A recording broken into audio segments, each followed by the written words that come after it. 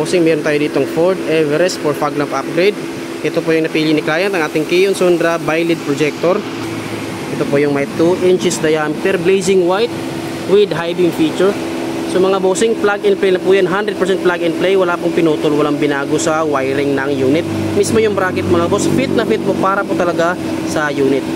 So blazing white mga bossing, napakalakas, napakaliwanag. Ito po yung pang high end na bugahan mga boss. Ayan po ang output, naka-align na po yan mga boss. Ayan, ito po sa kabila. Ayan po.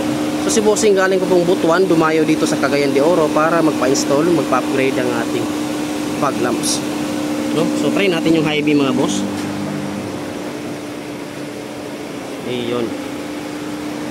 Nagdagdag po tayo ng LED controller para po mapagana natin ang kanyang high beam feature. Ayun. Ayan po mga bossing, ang ating Kion Sondra bi-LED projector fog lamps install dito sa Ford Everest.